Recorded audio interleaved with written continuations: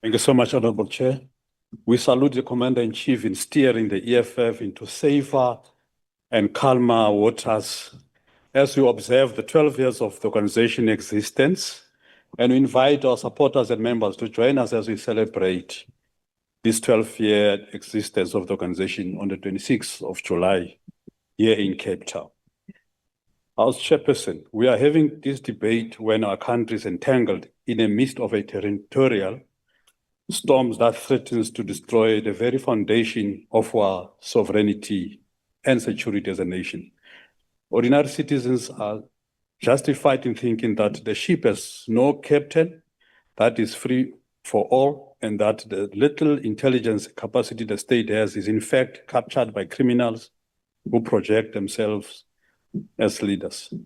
The budget outcomes presented here today do not demonstrate a clear appreciation of the priorities for ensuring the security of the state against both external and internal threats. Chairpersons, General Mkhwanazi spoke out publicly with clarity of the crisis in the country, specifically in the South African police services. The country's entire security apparatus is used by those with nefarious intent to enrich themselves and inflict harm on defenseless people, and by extension, inflict harm on the very security of the state. Among those involved in the aforementioned, we have key leaders such as Honorable Ntshavheni, who is the minister here. And some of these people, such as herself, are functionaries clothed with authority that should be reserved for only men and women of integrity. She lacks such integrity. The collusion between the criminal underworld, be it domestic or external, poses grave dangers for our country and the fabric of society. This possesses existential concern for the country. And the way we deal with these problems must demonstrate that we have reached a crisis level in the country. We have become a mafia state, and Cyril Ramaphosa has become the mafia in chief. Honorable Matiase, just sit down for a moment, please. I have a hand here to my right. Yeah. Honorable member, why do you want to be recognized? Honorable House Chair, honorable member is casting aspersion on the minister on the issue of integrity. And this has not been tested in substantive motion. Yeah, thank you. Honorable Matiase, I heard you made the statement that the minister lacks integrity. That is, in fact, the type of statement that needs to be brought to the attention of the House through a substantive motion. I would request you to withdraw that statement and to rephrase that type of argument. I rephrase the statement. No, I need you to withdraw, Honorable Matiase. I withdraw the statement. Thank you. And rephrase it, that the minister has not covered herself with glory for her to escape the criticism that we're making. Honorable Chair, the observation we're making is that this country has become a safe haven for international criminal organizations who are involved in drug and human trafficking.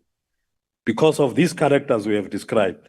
These two we are unable to detect and prevent because our intelligence services are thoroughly incapable of doing the intelligence work necessary to detect and prevent such occurrences. When the president took the state security agencies under the presidency, he did so presumably to prevent its hollowing out that had been initiated under the Zuma corrupt administration. This is a vicious cycle of the ANC corrupt leaders replacing one another at any given time.